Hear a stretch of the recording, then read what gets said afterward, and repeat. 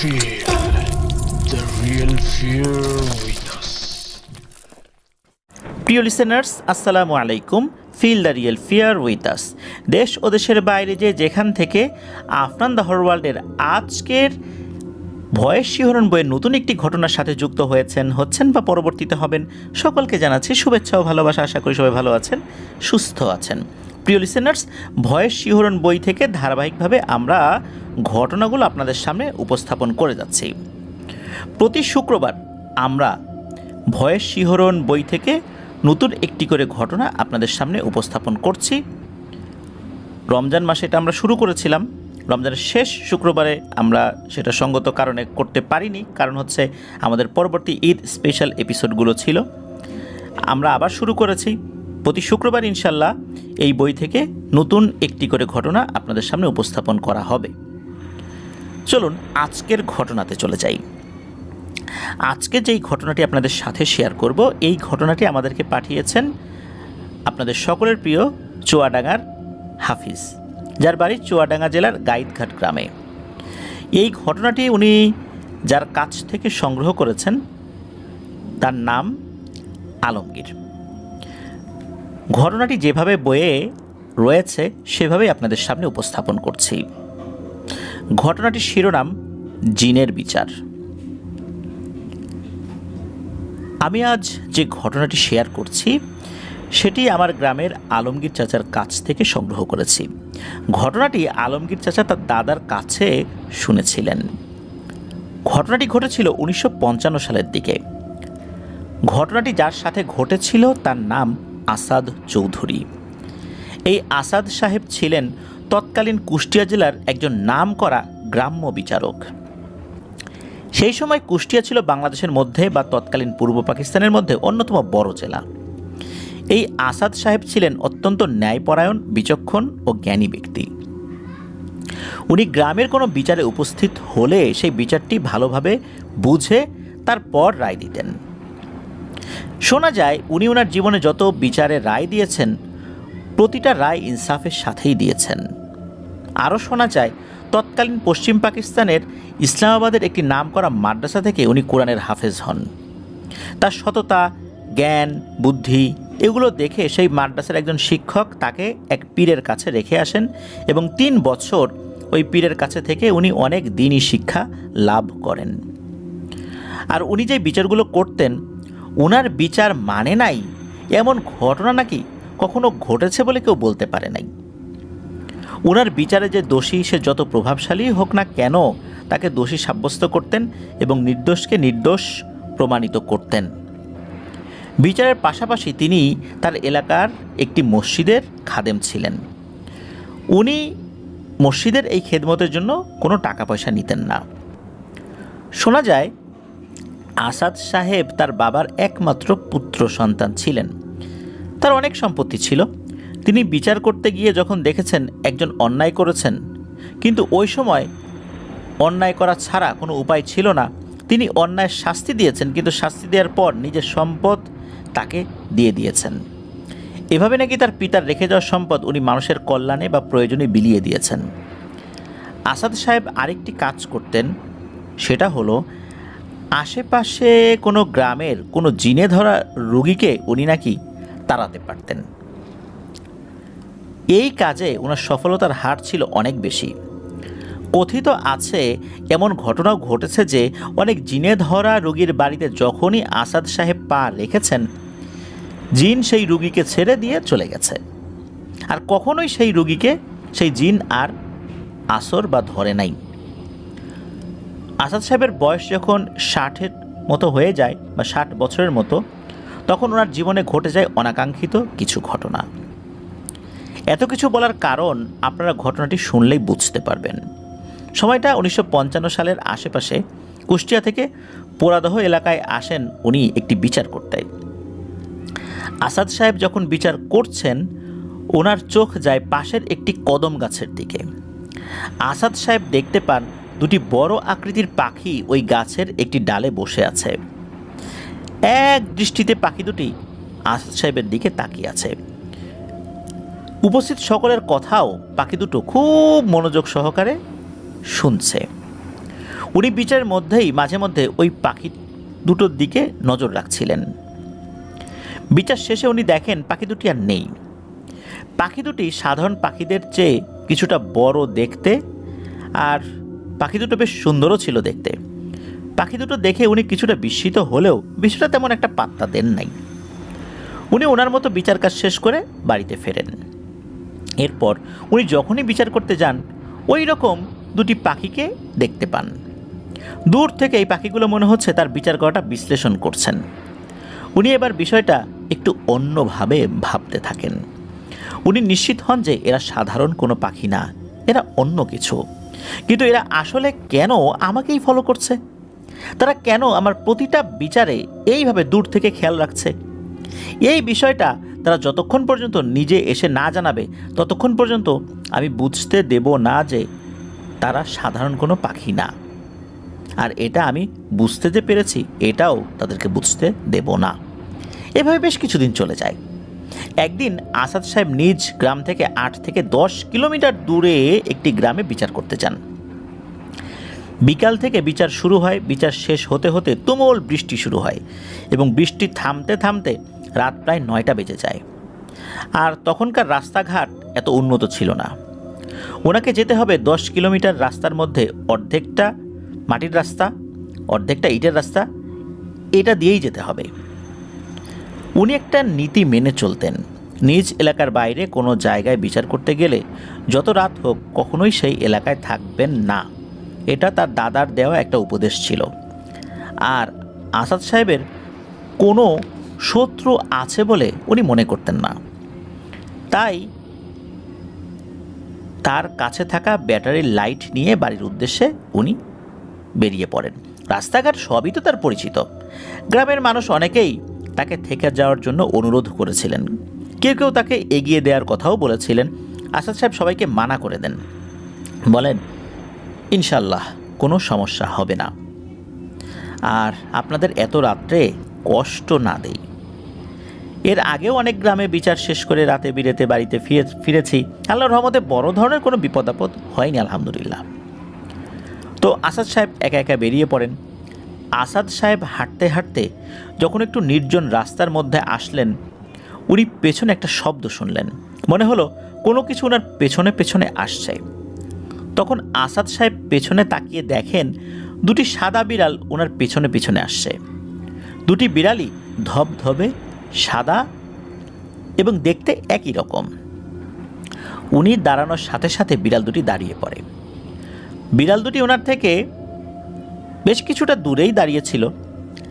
আসাদ সাহেব আবার পথ চলতে শুরু করলে বিড়াল দুটি ওনার পিছু পিছু চলতে থাকে। উনি আবারও দাঁড়িয়ে যান। বিড়াল দুটো ঠিক আগের মতোই দাঁড়িয়ে যায়। 50 ফুটের মতো দূরত্ব ছিল তাদের মাঝে। আসাদ সাহেব বুঝতে পারেন এরা সাধারণ কোনো বিড়াল নয়। উনি হাঁটার গতি বাড়িয়ে দেন। এইভাবে কিছু দূর হাঁটার পর উনি পেছনে আর কোনো শব্দ শুনতে পান না। উনি পেছনে তাকিয়ে দেখেন এইবার আর সেই বিড়াল দুটো দেখা যাচ্ছে না। উনি আবার হাঁটা শুরু করেন। কিছু দূর হাঁটার পর উনি খেয়াল করলেন সামনে থেকে ঘোড়ার মতো কিছু একটা তার দিকে এগিয়ে আসছে। এটা দেখে আসাদ সাহেব রাস্তার উপর দাঁড়িয়ে পড়েন এবং দেখতে পান ওই জিনিসটার শরীর থেকে খুবই তীব্র সাদা ধরনের আলো বের হচ্ছে। উনি একটু ইতস্তত বোধ করতে থাকেন, এটা ডাকাত নয় তো? কিন্তু ডাকাতদের কাছে তো এত তীব্র আলো থাকা সম্ভব নয়। এটা ভাবতে ভাবতেই ওই জিনিসটা আসাদ সাহেবের থেকে 50 কি 60 ফুট দূরে দাঁড়িয়ে পড়ে।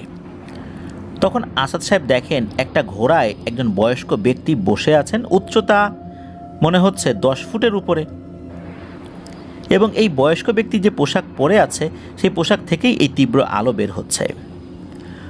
ওই বয়স্ক ব্যক্তিকে দেখেই আসাদ সাহেব বুঝতে পারেন, আর যাই হোক উনি মানুষ নন।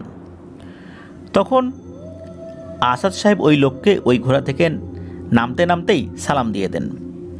আসাদ সাহেবের এই সালামের উত্তর দেন ওই বৃদ্ধ ব্যক্তি। ওই বৃদ্ধ ব্যক্তি বলে ওঠেন, বাবা তুমি বুঝতে পারছো যে আমি তোমার মতো মানুষ না। হে বাবা, আমি একজন জিন। আমি ইরাকের বাগদাদে থাকি। আমি বাগদাদের একটা পাহাড়ের বিশেষ অঞ্চলের জিনেদের সর্দার। আমার অনুগত 70,000 জিন আছে, তারা আমার নির্দেশ মেনে চলে। আজ আমি একটা সমস্যায় পড়ে তোমার কাছে এসেছি। তুমি আমাকে একটা সাহায্য করতে পারবে? আমার 2 যমজ ছেলে একটি মেয়েকে পছন্দ করেছে এবং 2 ছেলেই ওই মেয়ের জন্য পাগল। আমি আমার পরিবার এবং অন্যদের দিয়েও তাদেরকে বোঝানোর চেষ্টা করেছি, কিন্তু 2 ছেলে কোনোভাবেই বুঝতে চাইছে না। ইসলামাবাদের মাদ্রাসার একজন শিক্ষককে এই সমস্যার সমাধানের কথা জানাই, কিন্তু উনি নিজেও এই সমস্যার সমাধান দিতে পারেন নাই। উনি তোমার কথা বলে। তখন ওনার কথা শুনে তোমার খোঁজ নিতে এসে দেখি যে তুমি এখানে অনেক কঠিন বিচারেরও খুব সহজ সমাধান করেছো যুক্তিযুক্তভাবে, আর ইনসাফের সাথেই মূলত তুমি বিচার করো। সেটা দেখে আমি আমার 2 সন্তানকে পাঠাই বিচার বিশ্লেষণ দেখতে। তারা অনেকটা সময় তোমার বিচার দেখে সিদ্ধান্ত নিয়েছে এবং আমাদের সবাইকে জানিয়ে দিয়েছে যে তুমি আমার সাথে আমাদের ওখানে গিয়ে সব কিছু শুনে বুঝে দেখে যে সিদ্ধান্ত দেবে সেটাই আমার সন্তান 2জন মেনে নেবে। আর তুমি জানো আমরা জিন জাতি ওয়াদা করলে সেটা সর্বোচ্চ ক্ষমতা দিয়ে রাখার চেষ্টা করি। আমার সাথে আমাদের ওখানে যাবে একটা সমস্যার সমাধান করে দিতে। আমি তুমি করে না, আপনি করেই সম্বোধন করতে চাই। আমি আপনাকে আবার সসম্মানে আপনার বাড়িতে পৌঁছে দেব। এ কথা শোনা মাত্রই আসাদ সাহেব ওই বৃদ্ধের সাথে যেতে অস্বীকৃতি জানান। ওই বৃদ্ধ অনেক অনুরোধ করেন তাকে সাহায্য করার জন্য। আসাদ সাহেব বলেন, আমি কোনোভাবেই আপনাদের জগতে যেতে চাই না, তাও একটা বিশেষ কারণেই। আসাদ সাহেব ওই বৃদ্ধকে অনুরোধ করেন তার রাস্তা ছেড়ে দেওয়ার জন্য।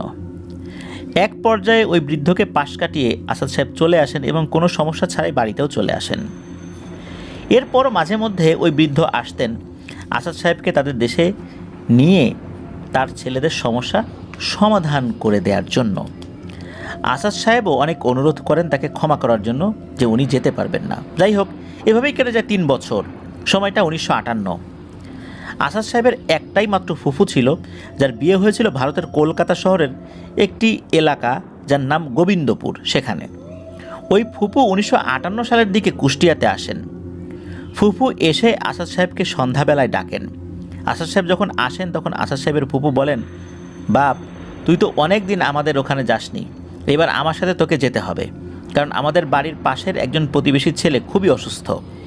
কোনো ডাক্তার এই রোগ ধরতে পারে নাই, আর যত হুজুর কবিরাজ দেখানো হয়েছে কেউই নাকি এই সমস্যার সমাধান করতে পারেনি। কোনোভাবেই তাকে সুস্থ করা যাচ্ছে না। আমি অনেক বড় মুখ করে বলে এসেছি আমার ভাইয়ের ছেলে অনেক বড় মাদ্রাসা থেকে কোরআন শিক্ষা নিয়ে এসেছে এবং সে এইসব রোগী আল্লাহর ইচ্ছায় অনেকই ভালো করেছে, কখনো ব্যর্থ হয়নি। আসাদ সাহেবের ফুপু আসাদ সাহেবকে অনেক জোরাজুরি করে। এক পর্যায়ে আসাদ সাহেব ফুপুর সাথে যেতে রাজি হন, কিন্তু ফুপুকে বলেন যে সে কিন্তু খুব বেশি দিন ওখানে থাকতে পারবেন না। ফুপু বলেন, ঠিক আছে। 2 দিন পর আসাদ সাহেব তার ফুপুর সাথে ভারতের গোবিন্দপুরে যান। তখন ভারত আর বাংলাদেশের মধ্যে যাতায়াত ব্যবস্থা ছিল অনেকটাই সহজ। আসাদ সাহেব গিয়ে ফুপুর বাড়িতে ওঠেন, কিন্তু উনি বেশিক্ষণ ফুপুর বাসায় ছিলেন না। বাসায় খাওয়া দাওয়া করে আসাদ সাহেব তার ফুপুর সাথে একটা বাড়িতে যান। সেখানে গিয়ে দেখেন বাড়ির বারান্দায় কয়েকজন মানুষের জটলা। আসাদ সাহেব মানুষদের পেরিয়ে সামনে গিয়ে দেখেন একটা 20 থেকে 22 বছর বয়সের এক ছেলে শুয়ে আছে। তার শরীরের হাড়গুলো যেন মাংস ভেদ করে সব বেরিয়ে এসেছে। ছেলেটা নড়াচড়া করতে পারে না, শুধু ফ্যালফ্যাল চোখে তাকিয়ে আছে। উনি এসে ছেলের কাছে কিছু সময় বসে থাকেন, তারপর ছেলের বাবার কাছে গিয়ে জিজ্ঞেস করেন ছেলে খাওয়া দাওয়া করতে পারে কিনা। তখন ছেলের বাবা বলেন ছেলে খাবার দিলে গিলতে পারে না, মুখ থেকে উগরে দেয়। তবে রাতের একটি সময় সে খুব জোরে চিৎকার করে ওঠে। তারপরই সে খুব জোরে চিৎকার করে খেতে চায় এবং সেই সময় পেট ভরে খাবার খেতে পারে, কিন্তু খাওয়ার কিছু সময় পরে আবার একটা খুব জোরে চিৎকার দিয়ে ওঠে। এরপর আবার সারাদিন পাথরের মতো হয়ে থাকে, শুধু চোখ মেলে ফ্যালফ্যাল করে তাকিয়ে থাকে। সব কথা শোনার পর আসাদ সাহেব ওই ছেলের বাবাকে জিজ্ঞেস করেন আপনার ছেলের এই অবস্থা কিভাবে হলো? তখন ওই ছেলের বাবা বলে ওঠেন, তার ছেলের নাম নয়ন। তো এটি তাদের একমাত্র সন্তান। তাকে ওখানকার একটা মাদ্রাসায় ভর্তি করানো হয়। তার মেধা দেখে মাদ্রাসার প্রিন্সিপাল স্যার সেই ছেলেকে ভারতের উত্তরপ্রদেশের সাহারানপুরের একটি নামকরা মাদ্রাসায় ভর্তি করিয়ে দেন। ছেলেটা ছিল শান্ত প্রকৃতির, কোনো খেলাধুলা বা বন্ধুদের সাথে আড্ডা দেওয়া পছন্দ করতো না।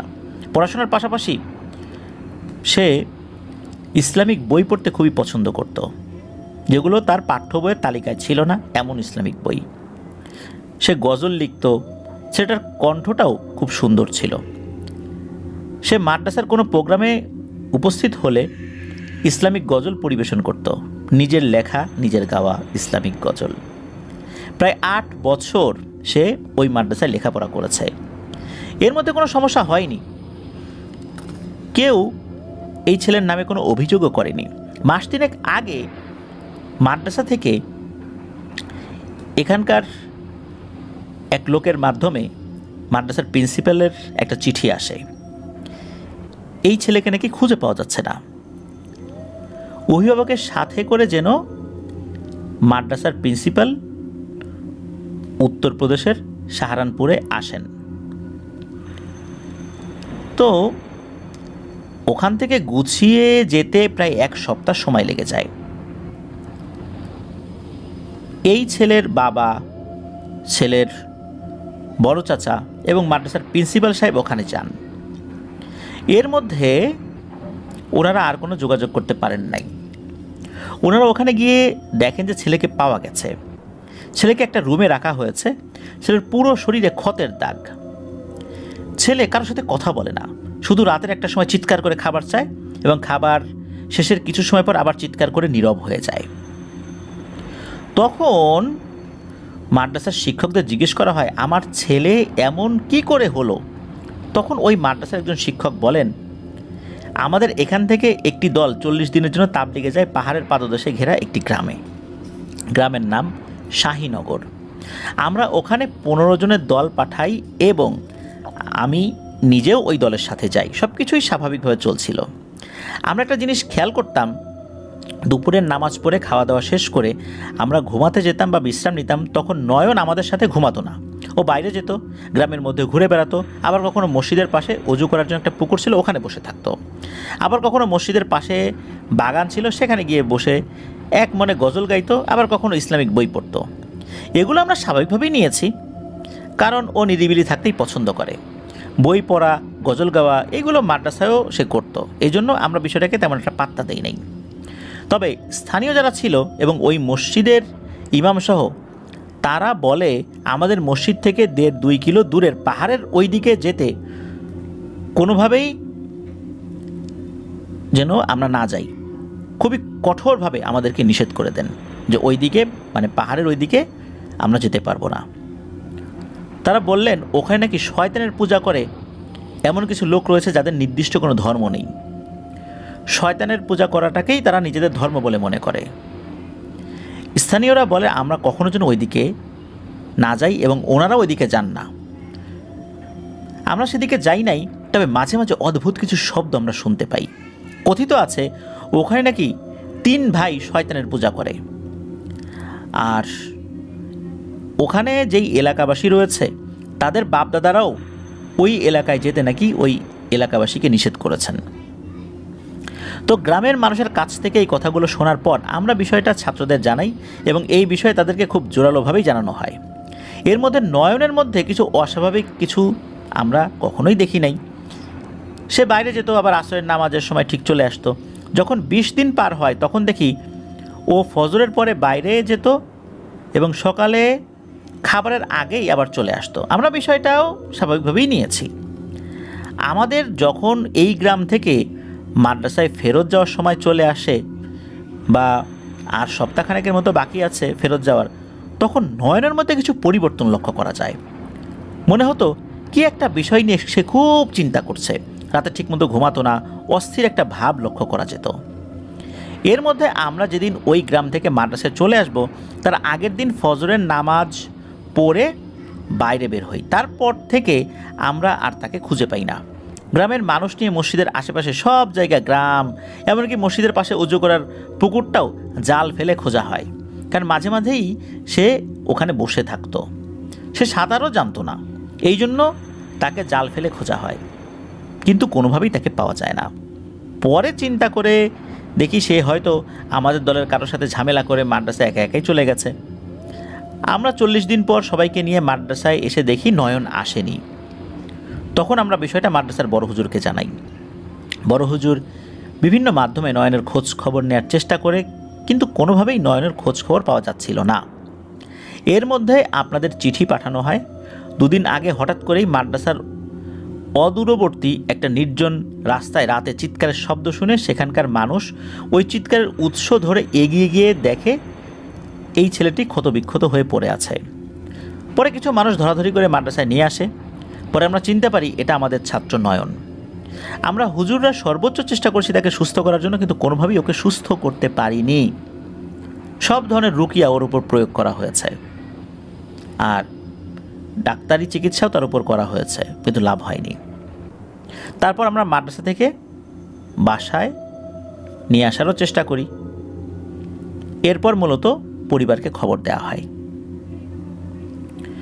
তো এতটুকুই বললেন নয়নের বাবা তার ভাষায়। নয়নের বাবা এটাও বললেন যে তার ভাষায় যে তারপর আমরা মাদ্রাসা থেকে ওকে বাসায় নিয়ে আসি। এখানে অনেক কবিরাজের ওষুধ খাইয়েছি, কোনো কাজ হয়নি। অনেক ইমাম আলেমকে দেখানো হয়েছে, ছেলেটাকে যে জিনে ধরেছে কিনা এটাও নাকি কেউ কোনোভাবে বুঝতে পারছে না। ছেলেটার শরীরেও কোনো পরিবর্তন নাই, নিয়ে আসার সময় যেমন ছিল এখনই ঠিক তেমনই আছে।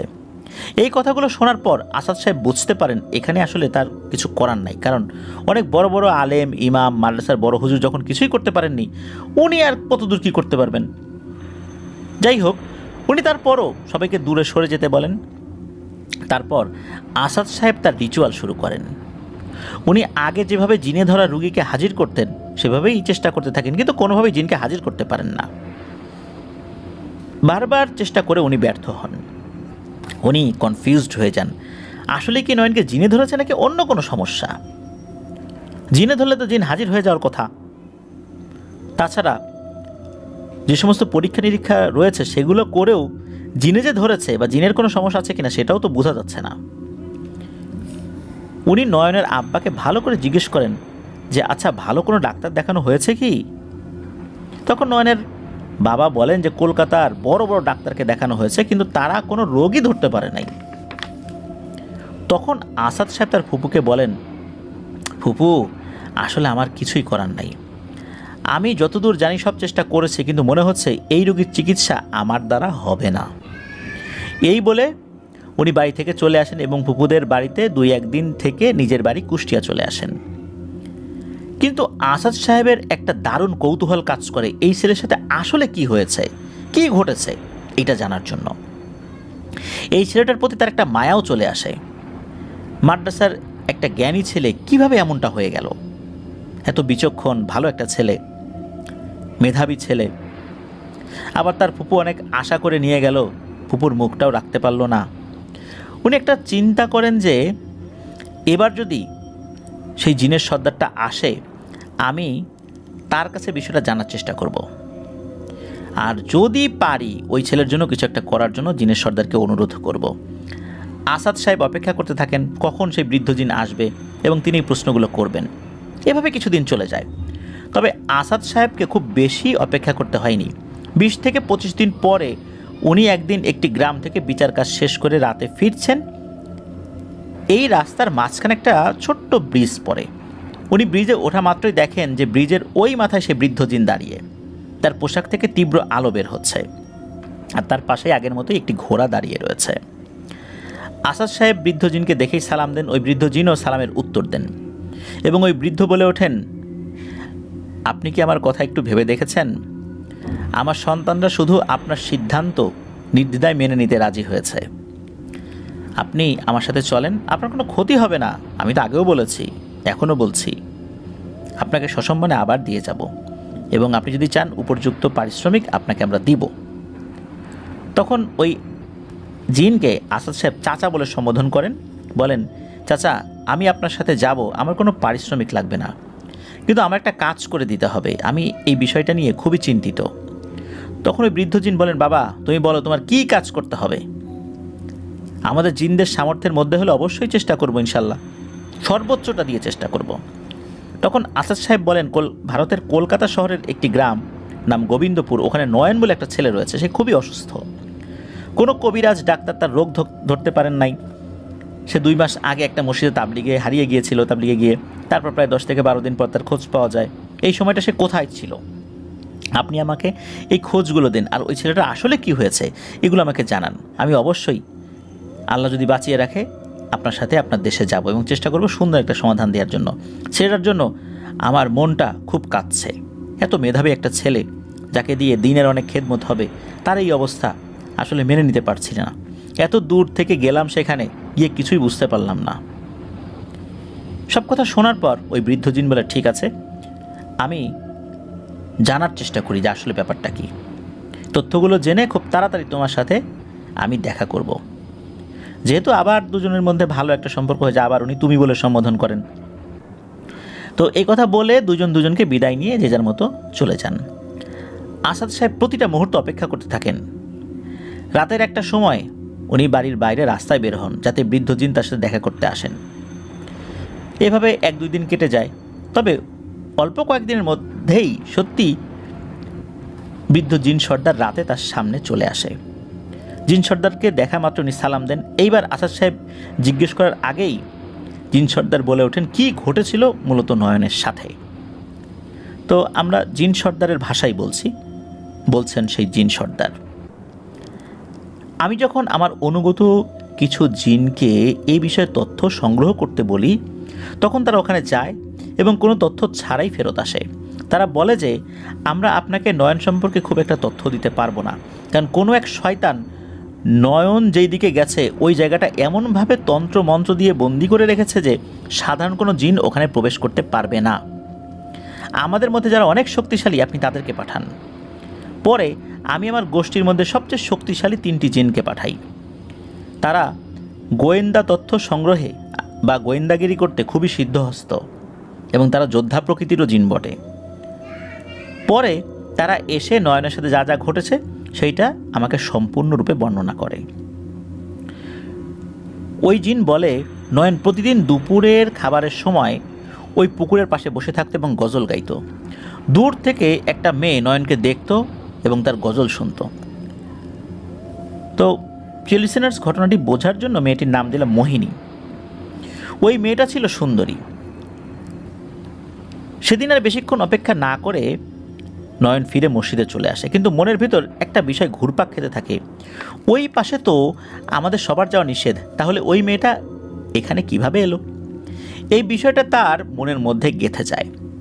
পরদিন ঠিক একই সময় নয়ন আবার পুকুর পাড়ে আসে এবং অপেক্ষা করতে থাকে সেই মেয়েটি পুকুর পাড়ে বা পুকুরের ওই পাশে আজকে আবার আসে কিনা এটা দেখার জন্য। কিছুক্ষণ অপেক্ষার পর নয়ন দেখে ঠিক সেই জায়গায় ওই মেয়েটি দাঁড়িয়ে আছে। নয়ন ওই মেয়েটিকে অপলক দুটি চোখে চেয়ে দেখে এবং কিছু সময় পরেই ওই মেয়েটি ইশারা দিয়ে নয়নকে মেয়েটির কাছে আসতে বলে। নয়ন বিষয়টা প্রথমে বুঝতে পারেনি। কিছু সময় পর যখন মেয়েটি আবার ইশারা দিয়ে নয়নকে তার ওখানে আসতে বলে, নয়ন কিছুটা দ্বিধায় পড়ে যায় যে সে কী করবে। কারণ প্রথমত নয়নদেরকে নিষেধ করা হয়েছে তাদের কেউ যেন পুকুরের ওই পাশে না যায়। দ্বিতীয়ত নয়ন সাঁতার জানে না, তাহলে সে ওই পারে কিভাবে যাবে? আবার নয়নকে যদি ওইদিকে যেতে হয় তাহলে পুকুরের এক পাশের জঙ্গলের ভেতর দিয়ে হেঁটে হেঁটে যেতে হবে এবং এই ক্ষেত্রে যদি কেউ তাকে দেখে ফেলে তাহলে বড় ধরনের বিপদে পড়তে হতে পারে। তো সে কোনো সিদ্ধান্ত নিতে না পারায় মসজিদের পাশে তাদের থাকার জায়গায় চলে আসে। পরদিন নয়ন আবার দুপুরের পর মসজিদের পাশে সেই পুকুরের ধারে যায় এবং সে আশ্চর্য হয়ে যায়, দেখে মেয়েটি আজকে পুকুরের ওপারে নয়, মেয়েটি আজকে পুকুরের এক পাশের জঙ্গলের মধ্যে দাঁড়িয়ে আছে এবং সেখান থেকে কিছুটা শব্দ করে নয়নের দৃষ্টি আকর্ষণ করার চেষ্টা করছে। এক পর্যায়ে মেয়েটির সাথে নয়নের চোখাচোখি হয়ে যায় এবং মেয়েটি নয়নকে ইশারা করে তার দিকে আসতে বলে। নয়ন এদিকে ওদিকে তাকিয়ে তার দিকে যায়।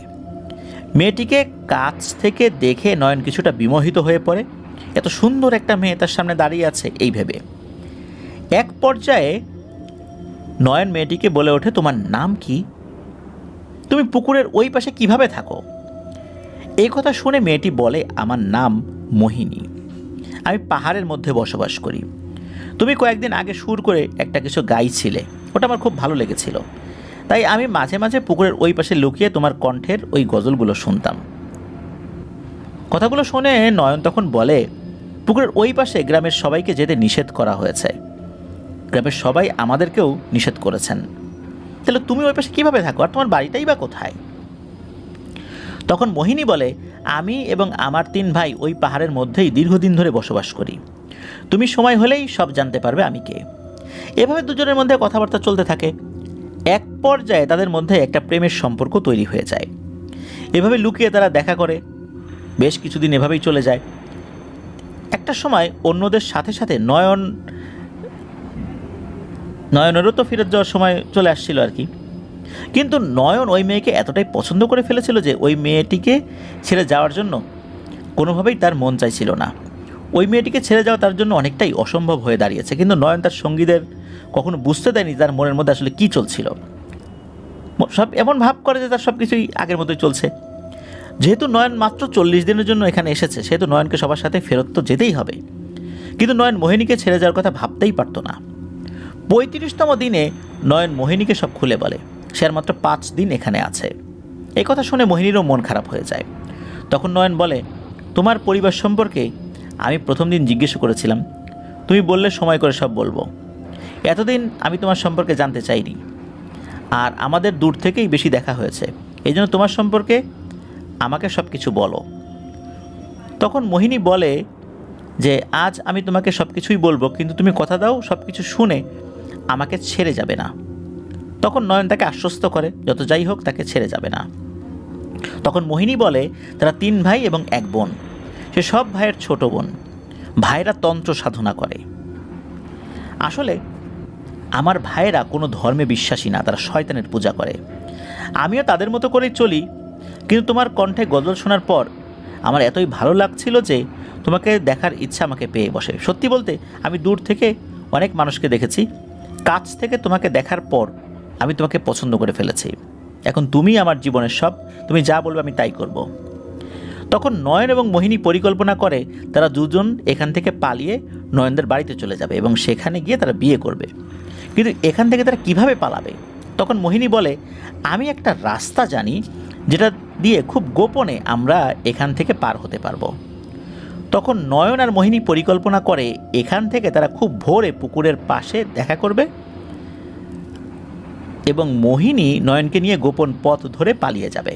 যেই ভাবা সেই কাজ। পরদিন নয়ন ভোরবেলা চুপিসারে বের হয়ে আসে এবং পুকুরের পাশের জঙ্গলে চলে আসে। সে দেখতে পায় মোহিনী তার জন্য অপেক্ষা করছে। এরই মধ্যে দুজন যখন জঙ্গলের ভিতরে প্রবেশ করে তখনই মোহিনী দেখে তার 3 ভাই তাদের সামনে দাঁড়িয়ে আছে। মূলত মোহিনী রাতে বের হওয়ার সময় এক ভাইয়ের ঘুম ভেঙে যায় এবং সে দেখে মোহিনী চুপিসারে জঙ্গলের দিকে যাচ্ছে। তখন সেই ভাই অন্য ভাইদের ডাক দিয়ে বলে মোহিনী বের হয়ে জঙ্গলের দিকে গেছে।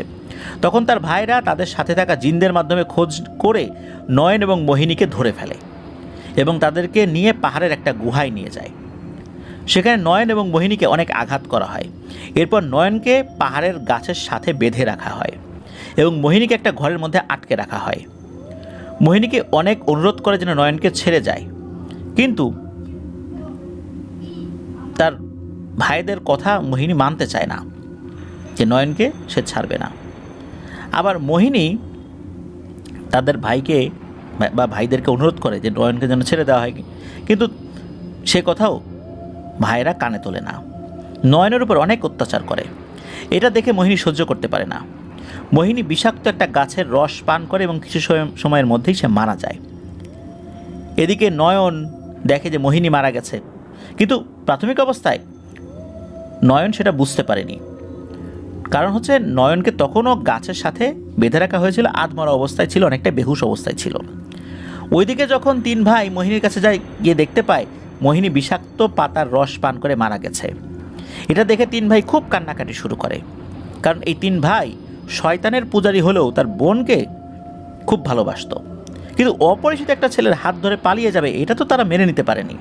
এই জন্যই মূলত বোনকে শাসন করার জন্যই আঘাত করেছিল, কিন্তু তার বোন যে এইভাবে নিজের জীবন শেষ করে দিবে এটা তো তারা ভাবতেই পারে নাই। তখন ওই 3 ভাই প্রতিজ্ঞা করে, আমরা 3 ভাই একমাত্র বোনকে হারিয়ে যে কষ্ট ভোগ করছি, এই ছেলের পরিবারকেও সেই কষ্টই দিব। তখন তারা তাদের তন্ত্রমন্ত্র কাজে লাগিয়ে একজন বোবা জিনকে একটা বিষাক্ত সাপের মাধ্যমে চালান করে দেয় এবং নয়নের পোশাক আর চুল আর রক্ত দিয়ে কালো জাদু করে ওই সাপের মধ্যে চালান করে দেয়া হয়। ওই সাপটি একটি গাছের সাথে সোজা করে রাখা হয়েছে এবং সাপের গায়ে 5টি সূচ ফোটানো হয়েছে, 2টি তার পেছনে, 2টি তার সামনের দিকে এবং একটি ওই সাপের গলায়। সাপটিকে একটি গাছের সাথে তন্ত্রমন্ত্র দিয়ে আটকে রাখা হয়েছে। প্রতিদিন একবার ওই সাপের গলা থেকে সূচ বের করা হয় এবং সাপকে কিছু খেতে দেওয়া হয়। ঠিক সেই সময় নয়ন মুখ খুলতে পারত এবং তখন সে ক্ষুধার্ত থাকতো এবং খাবার খেতে চাইতো। মূলত ওই 3 ভাই নয়নকে তিলে তিলে শেষ করতে চায় এবং তার সন্তানের কষ্ট দেখে যেন নয়নের মা বাবা সবাই কষ্ট পায়। এই জন্যই মূলত এই কাজটি সে করেছে বা তারা করেছে। এই জন্য ওই 3 ভাই প্রতিদিন একটা নির্দিষ্ট সময় সাপের গলা থেকে সূচটি বের করতো এবং সাপকে কিছু খাওয়াতো, যাতে করে সাপটা মারা না যায়। খাওয়া শেষে আবার গলায় সূচ ফুটিয়ে দিত। মূলত তাকে বোবা জিন দ্বারা কালো জাদু করা হয়েছে। এই জন্যে নয়নকে যত কবিরাজ হুজুর এসে সুস্থ করার চেষ্টা করত, কেউই ওই জিনটাকে হাজির করতে পারেনি। আর বোবা জিনেরা সহজে হাজির হয় না, হাজির হলেও খুব একটা বোঝা যায় না, আর তারা কথাও বলে না, আর এরা কানেও শোনে না, কি বলা হচ্ছে বুঝতেও পারে না। এই জন্য যত কবিরাজ হুজুর ওই ছেলের শরীরে জিনের আসর আছে কিনা বা জিনের প্রভাব আছে কিনা এটা দেখার চেষ্টা করেছে, কোনোভাবেই তারা সফল হতে পারেনি। আর এমন একটা প্রক্রিয়ায় কালো জাদু করা হয়েছে যে জিনের প্রভাব বোঝাই যায় না। আর ওই 3 ভাই কালো জাদুতে অনেক পারদর্শী। তারা খুব কৌশলে একজন শক্তিশালী বোবা জিনকে সাপের মধ্যে প্রবেশ করায় এবং নয়নের শরীরের কিছু জিনিস দিয়ে খুব শক্তভাবে নয়নকে কালো জাদু করেছে। এই জন্য দুর্বল জিনেরা নয়ন এবং বোবা জিনের বিষয়ে তথ্য সংগ্রহ করতে পারেনি। সব কথা শোনার পর আসাদ সাহেব জিনের সর্দারকে বলেন, এখন নয়নকে কি কোনোভাবেই ওই কালো জাদু থেকে মুক্ত করা যায় না? তখন জিনের সর্দার বলেন, আমি নয়নকে মুক্ত করার জন্য শক্তিশালী প্রায় 100 জিনকে পাঠিয়েছিলাম। তারা ওই সাপটিকে ওই গাছ থেকে নামিয়ে বোবা জিনকে মুক্তি দিয়ে ওই সাপটিকে পুড়িয়ে ফেলেছে। যেহেতু ওই বোবা জিন দ্বারা সাপটিকে কালো জাদু করা হয়েছিল, তাই বোবা জিনটি মুক্ত হওয়ার সাথে সাথে নয়ন কালো জাদু থেকে আস্তে আস্তে মুক্ত হয়ে যাবে ইনশাল্লাহ। তখন জিনের সর্দার বলেন, এখন যদি আপনি আমাদের সাথে যেতেন তাহলে আমার পরিবার আপনার কাছে কৃতজ্ঞ থাকবে। তখন আসাদ সাহেব বলেন, আপনি আজ থেকে 3 দিন পর যে শুক্রবার আছে ওই শুক্রবার রাত 12টার সময় আসবেন এবং আমি আপনার সাথে যাব। কিন্তু আপনাকে কথা দিতে হবে, আপনাকে আমি যখন বলবো আপনি তখন কোনো প্রশ্ন ছাড়াই আমাকে এই জায়গায় দিয়ে যাবেন। তখন জিনের সর্দার বলেন যে আপনি নিশ্চিন্তে থাকেন, আপনাকে আমি সসম্মানেই এই জায়গায় পৌঁছে দেব। এই কথা বলে জিনের সর্দার চলে যান। আসাদ সাহেব বাড়িতে আসেন এবং তার পরিবারকে বলেন যে তিনি একটা বিচার করতে কয়েকদিন পর যে শুক্রবার আছে সেই শুক্রবার দিন বাইরে কোথাও যাবেন। বিচারটা আমার কাছে একটা মানুষের মতোই, যেভাবে আমি বিচার করি ঠিক এভাবেই করতে হবে, আর এটা করার জন্য আমাকেই যেতে হবে। বিচারটা বাইরের একটা দেশে করতে হবে, এই জন্য আমার আসতে কিছুদিন দেরি হতে পারে। তো আসাদ সাহেবের পরিবার জানে যে উনি অনেক সময় অনেক দূর দূরান্তে বিচার করতে যান, কয়েকদিন পর আবার চলেও আসেন। তো এইভাবে পরিবারের লোকজন তাকে বলেন যে ঠিক আছে, সাবধানে যাবেন, তাড়াতাড়ি বিচার শেষ করে চলে আসবেন। আসাদ সাহেব পরিবারকে আশ্বস্ত করে বলেন যে উনি খুবই তাড়াতাড়ি চলে আসার চেষ্টা করবেন, তাকে নিয়ে পরিবারের সদস্যরা যেন কেউ চিন্তা না করে। কয়েকদিন পরে সেই কাঙ্ক্ষিত শুক্রবার চলে আসে। আসাদ সাহেব রাতে বাড়ি থেকে বের হন, সেই নির্দিষ্ট জায়গায় এসে উপস্থিত হন। উনি আসার অল্প কিছু সময় পরে দেখেন আকাশ থেকে 2টি সাদা ঘোড়া নেমে আসছে। উনি বুঝতে পারেন ওনাকে নিয়ে যাওয়ার জন্যই এই ঘোড়া আসছে। যখন ওনার কাছাকাছি ঘোড়া 2টি আসে তখন উনি একটি ঘোড়ায় সেই জিনের সর্দারকে দেখতে পান। একটি ঘোড়া ফাঁকা। উনি তো জানেন এগুলো কোনো সাধারণ ঘোড়া নয়। যখনই জিনের সর্দার কাছাকাছি আসেন তখনই আসাদ সাহেব সালাম দেন। জিনের সর্দার সালামের উত্তর দেন। তখন আসাদ সাহেব বলেন, আমি আপনার সাথে যাওয়ার জন্য প্রস্তুত। তখন জিনের সর্দার বলেন, আসাদ সাহেব, আপনি কিছু মনে করবেন না, এই সাদা কাপড়টি আপনি চোখে বেঁধে নেন। আমাদের জিনের দেশে কাউকে নিয়ে যেতে হলে আমাদের কিছু নিয়ম মানতে হয়, আর আপনার জন্য একটা পোশাক নিয়ে এসেছি, আপনি এটা পরে নেন। এই পোশাকটি খুবই সম্মানীয় একটা পোশাক। আসাদ সাহেব খুব সহজভাবেই জিনের সর্দারের প্রস্তাবটি মেনে নেন। জিনের সর্দারের দেওয়া পোশাকটা পরে ফেলেন এবং কালো কাপড় চোখে বেঁধে নেন। তো যখন উনি ঘোড়ায় উঠবেন তখন ঘোড়াটা একটু নিচু হয় এবং সেই ঘোড়ায় উনি তখন উঠে বসেন। ঘোড়ায় ওঠার পর আসাদ সাহেবের মনে হলো ঘোড়ার চারদিকে কোনো কালো কাপড় দিয়ে ঢেকে দেয়া, মনে হচ্ছে কোনো একটা আস্তরণ চতুর্দিকে রয়েছে। তবে এটার কারণ হিসাবে উনি বুঝতে পেরেছেন যাতে করে ওনার কোনো ক্ষতি না হয়, তাই হয়তো বা বিশেষ কোনো একটা পদ্ধতি অবলম্বন করা হয়েছে, কিন্তু এটা যে কী পদ্ধতি এটা উনি বুঝতে পারেন নাই, শুধু ওনার কাছে এতটুকুই মনে হয়েছিল। আসাদ সাহেবের মনে হলো কিছু সময় পর ঘোড়াটি একটি জায়গায় এসে থামে।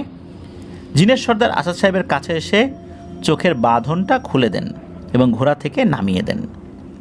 আসাদ সাহেব অবাক হয়ে দেখেন যে উনি একটা বিশাল রাজপ্রাসাদের ভেতরে দাঁড়িয়ে আছেন। তার সামনে 20 থেকে 25 জন দাঁড়িয়ে আছে, যাদের উচ্চতা 12 ফিটের মতো লম্বা। এদের মধ্যে জিনের সর্দার বলে ওঠেন, তোমরা এতক্ষণ যে বিচারকের অপেক্ষায় ছিলে, ইনি হচ্ছেন সেই বিচারক। তখন আসাদ সাহেব সবাইকে সালাম দেন, ওনারাও সালামের উত্তর দেন। আসাদ সাহেব সবার মধ্যে একজনের দিকে তাকিয়ে অবাক হন। দেখেন 5.5 ফুট লম্বা একজন বৃদ্ধ দাঁড়িয়ে আছেন, যাকে জিনের মতো মনে হচ্ছে না। আবার ওনাকে যে জিনের মতো মনে হচ্ছে না তাকে সরাসরি তো বলতেও পারছেন না আসাদ সাহেব। উনি এই বৃদ্ধের পরিচয় জানার জন্য খুবই আগ্রহী হন, কিন্তু এখনই না, তিনি একটা নির্দিষ্ট সময়ের অপেক্ষা করতে থাকেন। জিনের সর্দার আসাদ সাহেবকে সাথে নিয়ে তার দেশের একটি বিশেষ চেয়ার, সেই চেয়ারে বসান এবং উপস্থিত সকলের সাথে উনি পরিচয় করিয়ে দেন। তখন ওই 5.5 ফুট উচ্চতার বৃদ্ধ লোকের সাথেও পরিচয় করিয়ে দেন। তখন আসাদ সাহেব বুঝতে পারেন যে তিনি একজন মানুষ। ওই বৃদ্ধের সম্পর্কে জিনের সর্দার বলেন, ওনার নাম কামরুল ইসলাম, উনি আমাদের কাছে খুবই সম্মানীয় একজন ব্যক্তি। এই রাজ্যের সকল জিন ওনাকে খুবই সম্মান করেন। এরপর আসাদ সাহেবকে একটা রুমে নিয়ে গিয়ে তাকে বিশ্রাম করতে বলেন এবং সেখানে আগে থেকে খাবার দেওয়া ছিল সেগুলো খেতে বলেন। বিশ্রাম নেওয়া শেষ হলে দরজায় টোকা দেবেন, এটাও বলে যান, বা বিশ্রাম নেওয়া শেষ হলে আসাদ সাহেব দরজায় টোকা দেবেন, তখন লোকজন এসে তাকে নিয়ে যাবে, এমনটাই আর কি কথা ছিল। তো কিছু সময় পর আসাদ সাহেব উনি একটু ফ্রেশ হয়েছেন, তারপরে যতটুকু খাওয়া দাওয়া করা দরকার সেটা খেয়েছেন। ওখানে যে খাবারগুলো ছিল তার মধ্যে যে মিষ্টিটা খেয়েছেন, মনে হয়েছে এই মিষ্টিটা জিনেদের তৈরি না, এটা কোনো মানুষের তৈরি। কারণ অন্য খাবারের স্বাদ ছিল একরকম, ওই মিষ্টিটার স্বাদ ছিল অন্যরকম। যেমনটা পৃথিবীর যেই মিষ্টিগুলো হয় যেরকম স্বাদ হয় অনেকটা সেরকম, মানে উনি যেই ধরনের মিষ্টি খেয়ে অভ্যস্ত, খুব ভালো মানের মিষ্টি, ওরকম মনে হয়েছে। এই বিষয়টা নিয়েও তার কৌতূহল জাগে যে জিনেদের জগতের খাবারের সব কিছু স্বাদ আলাদা রকম, এই একটা মিষ্টির স্বাদ কেন পৃথিবীর এই জগতের মতো মনে হলো। যাই হোক, খাওয়া দাওয়া এবং বিশ্রাম শেষ করার পর উনি দরজায় টোকা দেন। টোকা দেওয়ার কিছু সময় পর জিনের সর্দার আসেন এবং ওনাকে বিচারের মজলিসে নিয়ে যাওয়া হয় এবং প্রধান চেয়ারটিকে তার জন্যই রাখা হয়েছিল, ওই চেয়ারটিতেই আসাদ সাহেবকে বসানো হয়।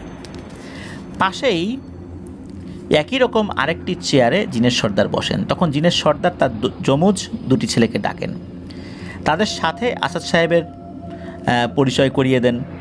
এরপর জিনের সর্দার বলেন, আমার স্বজাতির একটা মেয়েকে আমার যমজ 2 সন্তান ভালোবাসে। এই ভালোবাসাকে কেন্দ্র করে আমার 2 সন্তান এক ভাই আর এক ভাইয়ের উপর আক্রমণ করে, তারা কেউ কাউকে সহ্য করতে পারে না।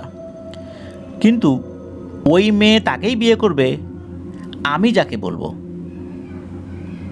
তখন আসাদ সাহেব অনেক চিন্তাভাবনা করেন, আমার এই সমস্যার সমাধান করতে কিছুদিন সময় লাগবে, এটা বলেন। আসাদ সাহেব এটাও বলেন, আপনি যদি অনুমতি দেন এই সময়টা আমি আপনাদের রাজ্যটা একটু ঘুরে দেখতে চাই। তখন জিনের সর্দার বলেন, আপনি যেটা ভালো মনে করেন সেটাই হবে। তখন জিনের সর্দার কামরুল ইসলামকে আসাদ সাহেবের সাথে সবসময় থাকতে বলেন এবং তাকে সব কিছু ঘুরিয়ে দেখাতে বলেন। সেই সাথে জিনের সর্দার আসাদ সাহেবকে কিছু কথা বলেন। এই রাজ্যে আপনি সব কিছু দেখবেন, কিন্তু আপনার কাছে অনুরোধ থাকবে আপনি কোনো ফুল, ফল, গাছের পাতা এগুলোতে ছেঁড়ার উদ্দেশ্যে হাত দেবেন না বা ছিঁড়বেন না। সেই সাথে একটা নদী আছে, সেই নদী স্পর্শ করবেন না, কারণ জিনের জগতে অনেক কিছুই খুবই রহস্যময়। কোনটা করলে কি হবে এটা আপনারা জানেন না, বড় ধরনের বিপদ হয়ে যেতে পারে আপনার জন্য, আমাদের জন্য। এই জন্যই মূলত এই বিষয়গুলো সম্পর্কে আপনাকে আগে থেকে জানিয়ে রাখা। জিনের সর্দার কামরুল ইসলামকে এটাও বলে দেন যে উনি সব কিছু ঘুরিয়ে ঘুরিয়ে দেখান। তো এরপর জিনের সর্দার চলে যান। ওই বৃদ্ধ, যার নাম কামরুল সাহেব, উনি আসাদ সাহেবকে বলেন আগামীকাল সকালবেলা আপনাকে নিয়ে ঘুরতে যাব ইনশাল্লাহ। আসাদ সাহেব সম্মতি জানান। পরদিন আসাদ সাহেব কামরুল সাহেবকে নিয়ে জিনের রাজ্য ঘুরতে বের হন। উনি বিশাল বিশাল ফুলের বাগান দেখতে থাকেন, যে ফুল উনি এর আগে কখনোই দেখেননি। ওনাকে ফলের বাগানে নিয়ে যাওয়া হয়। উনি সেখানেও বিভিন্ন ধরনের ফল দেখেন, যেটা পৃথিবীতে আগে কখনো দেখেনি নেই। আসাদ সাহেব ওই বৃদ্ধ কামরুল সাহেবকে জিজ্ঞেস করেন, এই ফল আমি কেন ছিঁড়ে খেতে পারবো না, এই ফুল কেন ছিঁড়ে নিতে পারবো না? তখন কামরুল সাহেব আসাদ সাহেবকে বলেন, জিনেদের জগতে অনেক নিয়ম আছে যেগুলো মেনে চলতে হয়। আপনি এই ফুল নিতে পারবেন, এই ফল খেতে পারবেন, যদি কোনো জিন আপনাকে গাছ থেকে পেড়ে দেয় বা ছিঁড়ে দেয়। নয়তোবা আপনি যে গাছের ফুল ছিঁড়বেন সেই গাছ শুকিয়ে মারা যাবে। মানুষের স্পর্শ এই গাছ নিতে পারে না। যেই গাছের ফল ছিঁড়বেন সেই গাছের একদম শেষ হয়ে যাবে সব কিছু, সেই গাছ মারা যাবে। সে যত বড় গাছই হোক মারা যাবে, আবার যত ছোট গাছই হোক মারা যাবে। আসাদ সাহেবের কারণ জিজ্ঞেস করলে কামরুল সাহেব জিনের সর্দারকেই এই বিষয়টা জিজ্ঞেস করতে বলেন। তো যাই হোক, এরপর উনি জিনের রাজ্য ঘুরতে থাকেন। এক পর্যায়ে ওনার চোখ যায় একটি নদীর দিকে। সেখানে তিনি অদ্ভুত একটা জিনিস দেখতে পান। তিনি দেখতে পান একই নদীর দুই পাশে দুই রকম স্রোত বহমান। এক পাশে সাদা দুধের মতো কিছু প্রবাহিত হচ্ছে, আর এক পাশে রক্তের মতো কিছু প্রবাহিত হচ্ছে। কিন্তু এই রক্তের মতো তরল পদার্থ আর দুধের মতো সাদা তরল পদার্থ একসাথে মিশছে না। দেখে মনে হচ্ছে দুধ এবং রক্তই। আসাদ সাহেব এই দৃশ্য দেখে কারণ জানার জন্য উদ্গ্রীব হয়ে পড়েন। উনি কামরুল সাহেবকে জিজ্ঞেস করেন এর কারণ কি। তখন কামরুল সাহেব আবারও জিনের সর্দারকে এই বিষয়টা জিজ্ঞেস করতে বলেন। তবে আসাদ সাহেবের কৌতূহল দেখে শুধু এটুকুই বলেন, আজ থেকে প্রায় 400 বছর আগে দুই ভাইয়ের ঘটনাকে কেন্দ্র করে এই নদীর সৃষ্টি হয়েছে। তবে আপনি যদি পুরো ঘটনাটি জানতে চান তাহলে জিনের সর্দারকে জিজ্ঞেস করেন। এরপর ওই দিনের মতো ঘোরাঘুরি করে জিনের মহলে চলে আসেন। এরপর তাকে সেই সব বাগানের ফল এবং অন্যান্য খাবার খেতে দেওয়া হয়। বিশেষ করে এক ধরনের রুটি এবং ভেড়ার মাংস দেওয়া হয়, যেটা আসাদ সাহেবের কাছে অসাধারণ লেগেছিল। এরপর অন্যান্য খাবারের সাথে যখন মিষ্টি খাচ্ছিলেন তখনও মনে হয়েছিল এই মিষ্টি কোনো মানুষের তৈরি। আসাদ সাহেব তৎক্ষণাৎ কামরুল সাহেবকে প্রশ্ন করেন, আমি এখানে যতগুলো খাবার খেলাম সবগুলোর স্বাদ অন্যরকম, শুধু মিষ্টির স্বাদটি মনে হলো কোনো মানুষের তৈরি। তখন কামরুল সাহেব হেসে দিয়ে বলেন, আপনি ঠিকই বলেছেন আসাদ সাহেব, এই মিষ্টিটা আমাদের মতো মানুষেরই তৈরি করা। তখন আসাদ সাহেব বলেন, এখানে তাহলে আমরা দুজন ছাড়াও আরেকজন মানুষ আছে? তখন কামরুল সাহেব বলেন, হ্যাঁ আছে। তখন আসাদ সাহেব কামরুল সাহেবকে সেই ব্যক্তির কাছে নিয়ে যেতে বলেন। কামরুল সাহেব আশ্বস্ত করেন জিনের সর্দারের কাছে অনুমতি নিয়ে আগামীকাল তার সাথে দেখা করাবো। সকালে আসাদ সাহেবকে বলেন, জিনের সর্দার অনুমতি দিয়েছেন, চলেন আপনাকে সেই মিষ্টির কারিগরের কাছে নিয়ে যাই। তারপর দুজন মিলে মিষ্টি তৈরির কারিগরের সাথে দেখা করতে চান। আসাদ সাহেব গিয়ে দেখেন একজন 38 কি 40 বছর বয়স হবে এমন একটা লোক মিষ্টি তৈরি করছেন। তখন কামরুল সাহেব আসাদ সাহেবকে বলেন, এই ব্যক্তির নাম আসগর আলী। আসাদ সাহেব আসগর আলীকে সালাম দেন, তার সাথে খোশ গল্প শুরু করেন। এক পর্যায়ে আসাদ সাহেব জিজ্ঞেস করেন, আপনি এখানে কিভাবে আসলেন? তখন আসাদ সাহেবকে সব ঘটনা খুলে বলেন। তো আসগর সাহেবের ভাষায় উনি কিভাবে এখানে আসলেন সেই বিষয়টা এখন প্রিয় লিসেনার্স আপনাদেরকে বলি। আজ থেকে প্রায় 3 বছর আগে তিনি এই জিনেদের রাজ্যে এসেছেন। রংপুর জেলায় তার বাড়ি। উনি একসময় মিষ্টি বানাতেন এবং সেই মিষ্টি দূর দূরান্তের হাটে উনি বিক্রি করতেন। তার মিষ্টির খুব নাম ডাক ছিল। আর তখনকার দিনে খুব একটা হাট বাজার গ্রামের আশেপাশে বসতো না। হাট বাজার ছিল অনেক দূর দূরান্তে। দেখা যাচ্ছে 3-4টা গ্রামের পর একটা বড় হাট বসে, সেখানে তিনি মিষ্টি বিক্রি করতেন। তিনি এবং তার মা দুজন মিলে মিষ্টি তৈরি করতেন এবং সেই মিষ্টি দূর দূরান্ত থেকে অনেক লোকজন আসতো কেনার জন্য, ওনারাও দূর দূরান্তে যেতেন বিক্রি করার জন্য। অনেক সময় সব মিষ্টি বিক্রি হতো না। একদিন উনি প্রতিদিনের ন্যায় দূরের একটা হাটে মিষ্টি নিয়ে যান, কিন্তু সেদিন সারাদিন বৃষ্টি হওয়ায় বেশিরভাগ মিষ্টি অবিকৃত থাকে। মানুষ তো আসলে ওইভাবে আসে নাই বৃষ্টির কারণে, হাটে মানুষজনের উপস্থিতি কম থাকার কারণে বেচাকেনাও কম হয়েছে। তো সেদিন বৃষ্টি হওয়ার কারণে ওনার হাট থেকে বের হতেও রাত হয়ে যায়। অপেক্ষায় ছিলেন আর 2টা মিষ্টি বিক্রি হোক, কিন্তু না, হয়নি। উনি বাঁশের তৈরি এক ধরনের বাঁকে করে মিষ্টিগুলো বাঁকের 2 পাশে নিয়ে রাস্তা ধরে আসছিলেন।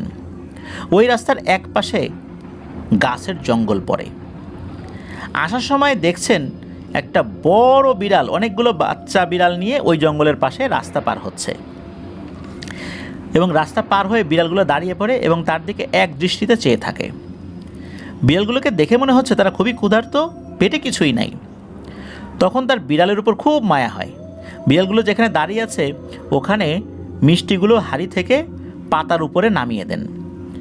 এরপর উনি হাঁটতে হাঁটতে বাড়িতে চলে আসেন। সে সময় তিনি আরও একটা কাজ করতেন।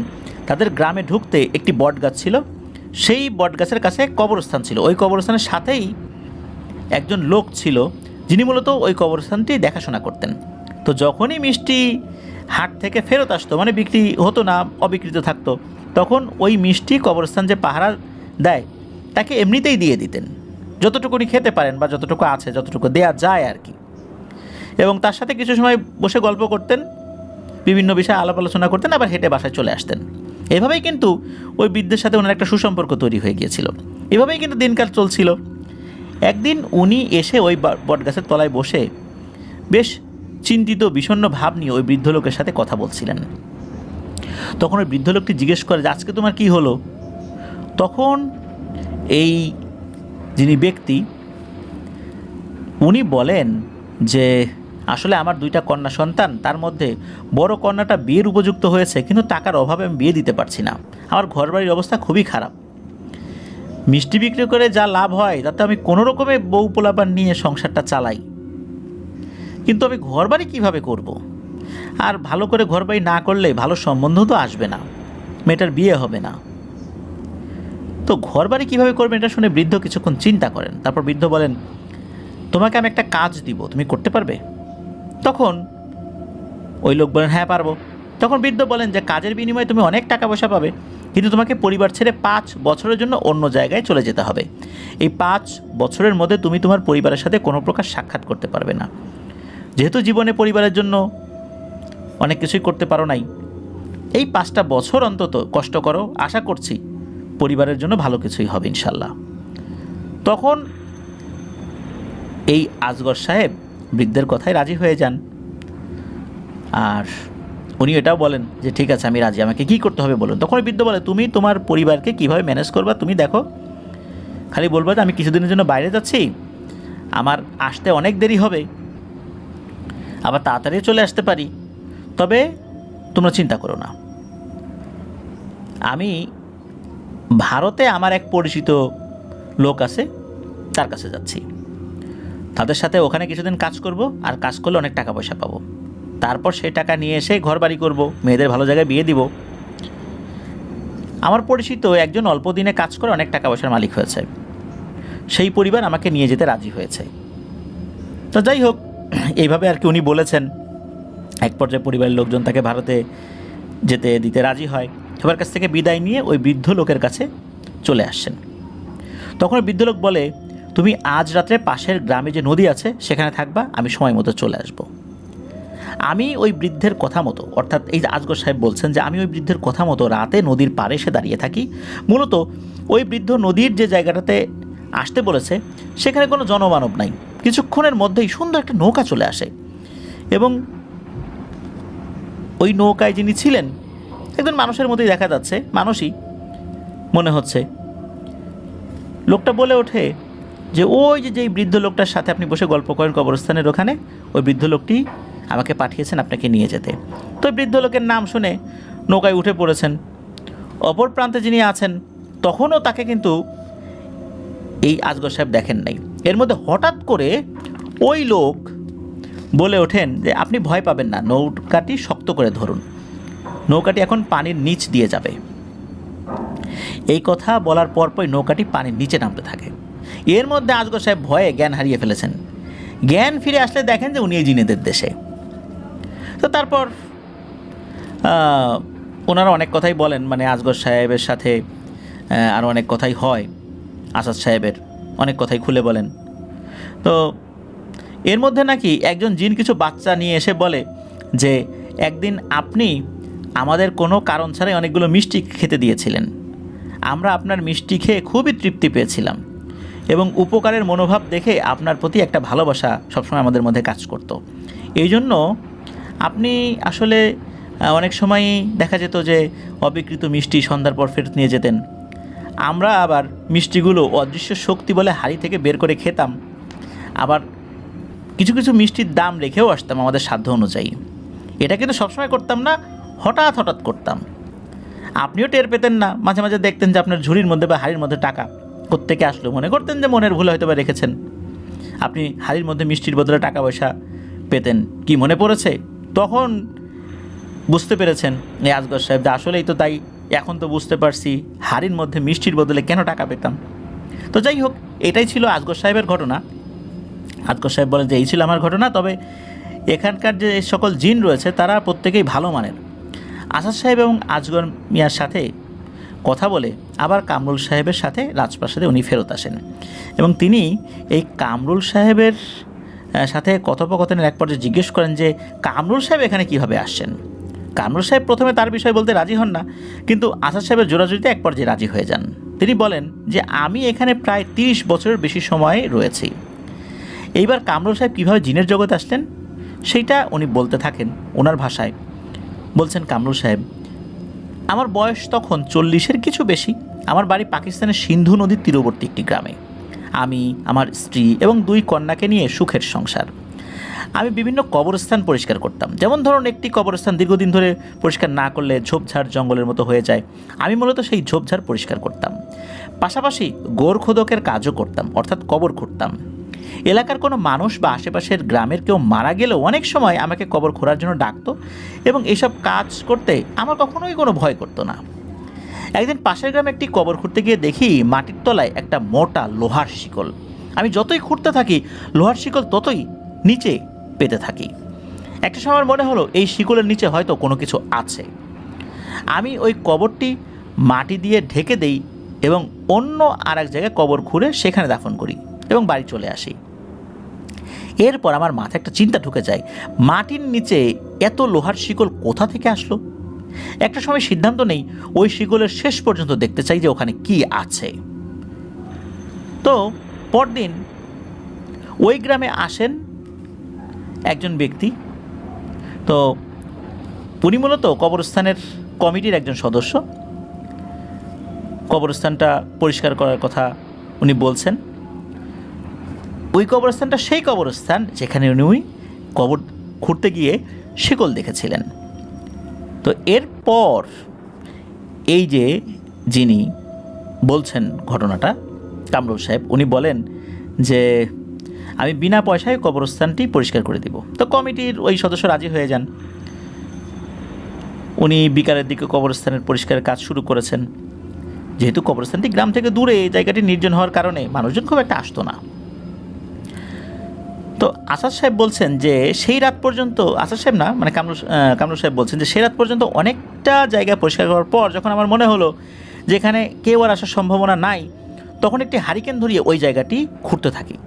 প্রায় 15 থেকে 20 ফুট খোঁড়ার পর আমি একটি লোহার তৈরি ট্যাঙ্ক দেখতে পাই। সেখানে কোনো কিছুর বড় চুল দ্বারা ট্যাঙ্কের উপর বেঁধে রাখা।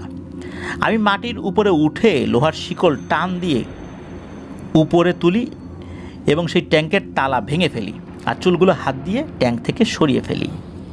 এরপর ভিতরে দেখি কোনো পশুর চামড়া দিয়ে তৈরি একটা ব্যাগ এবং ব্যাগের মুখটি একটি গাছের শিকড় দিয়ে বেঁধে রাখা। আমি ব্যাগের মুখ থেকে শিকড় খুলে ফেলি এবং তার ভিতরে দেখি ছোট ছোট 22টি কাচের বোতল এবং প্রতিটি বোতলের মুখ ছিপে দিয়ে আটকানো। আমি প্রথমে ভেবেছিলাম যে আমার কাছে মনে হয় কোনো টাকা পয়সা অথবা সোনা দানা কেউ লুকিয়ে রেখেছে, তাই কাচের বোতলগুলো দেখে আমার খুব রাগ হয়ে যায়। আমি প্রতিটি বোতলের মুখ খুলে দূরে দূরে ছুঁড়ে ফেলে দিই। এরপর আবার সেই জায়গাটি মাটি দিয়ে ভরাট করে দিই এবং খুব ভোরবেলা বাড়িতে ফেরত আসি। এরপর মাস তিনেক সব কিছু স্বাভাবিক ছিল। এরপর থেকে আমার পরিবারের সাথে খারাপ কিছু ঘটা শুরু হয়। হঠাৎ করেই আমার বাড়ির গাছগুলো শুকিয়ে যেতে থাকে। এর কিছুদিন পর বাড়ির পশুগুলো, মানে আমার যে গবাদি পশুগুলো ছিল, প্রতিদিন একটি করে মারা যেতে থাকে। কিন্তু আমি বিষয়গুলো স্বাভাবিকভাবেই নেই। এক পর্যায়ে আমার 2 কন্যা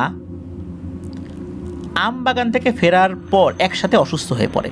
তারা বলে ওই কঙ্কালগুলো আমাদের মেরে ফেলবে। আমি বিভিন্ন ডাক্তার দেখাই, কিন্তু কেউ কোনো রোগ ধরতে পারে না। এক পর্যায়ে আমার মেয়ে 2টি মারা যায়। এই শোক কাটিয়ে ওঠার আগেই একদিন আমার স্ত্রী অনেকের সাথে গোসল করতে নদীতে যায়, কিন্তু সে ডুব দেওয়ার পর আর ওঠে না। তার সাথে যারা ছিল সবাই খুঁজতে থাকে, কিন্তু তাকে আর পাওয়া যায় না। সবাই আমাকে খবর দেয়, আমি নদীতে সবার সাথে খুঁজতে থাকি, কিন্তু অনেক খোঁজাখুঁজির পরও আমার স্ত্রীকে পাওয়া যায় না। সেদিন সন্ধ্যা পর্যন্ত খোঁজা হয়, তারপর সবাই সবার মতো চলে আসে। পরদিন সকালে খবর আসে আমার স্ত্রীর লাশ ভেসে উঠেছে। সবাই নদী থেকে লাশ নিয়ে বাড়িতে আসে। আমার স্ত্রীর লাশ দাফন করে আসার সময় রাস্তায় এক অপরিচিত বৃদ্ধের সাথে দেখা হয়। সে তখন বলে, সামনে তোমার বিপদ হতে পারে, তুমি এই পাথরের এই পুঁথিটা গলায় পরে থাকবা, তাহলে ইনশাল্লাহ তোমার কোনো ক্ষতি হবে না। আর অচিরেই তোমাকে অনেক কিছুই জানাবো যেগুলো তুমি জানো না। যাই হোক না কেন, তুমি গলা থেকে এটা খুলবে না। এরপর ওই বৃদ্ধ তার মতো করে অন্য রাস্তায় চলে যায়। ওই বৃদ্ধ থাকা অবস্থায় আমি শুধু তার কথাই শুনেছি, কিন্তু কোনো কথার উত্তর দেওয়ার শক্তি সে সময় ছিল না।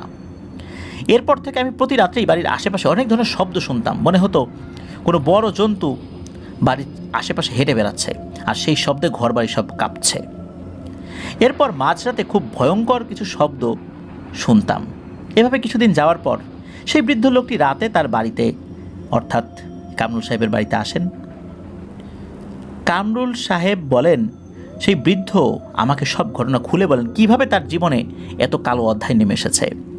সেদিন লোহার শিকল টেনে যে ট্যাঙ্ক উপরে তুলে নিয়ে এসেছিলাম এবং ওই যে কাচের বোতলগুলো খুলেছিলাম বা খুলে দিয়েছিলাম, ওর মধ্যে 22 জন জিন বন্দী ছিল। আমি নাকি সেই জিন যেগুলো বন্দী ছিল সেগুলোকে মুক্ত করে দিয়েছি।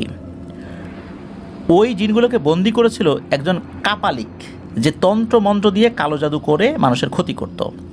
এই 22টা জিন প্রতিবাদ করতে গিয়ে তার কাছে বন্দী হয় এবং সে এগুলোকে বোতল বন্দী করে মাটির নিচে বিশেষ একটা পদ্ধতিতে পুঁতে রেখেছিল এবং শেকল দিয়ে বেঁধে কিছু অংশ উপরে রেখেছিল, যাতে সে সহজেই এখান থেকে ভবিষ্যতে এই জিনিসগুলো খুঁজে পেতে পারে যে কোথায় রেখেছে।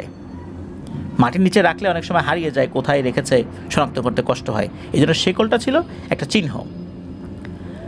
মূলত এই ঘটনা যে অনেক আগে ঘটেছে বিষয়টা এরকম না, মাত্র 3 মাস আগে ঘটেছে।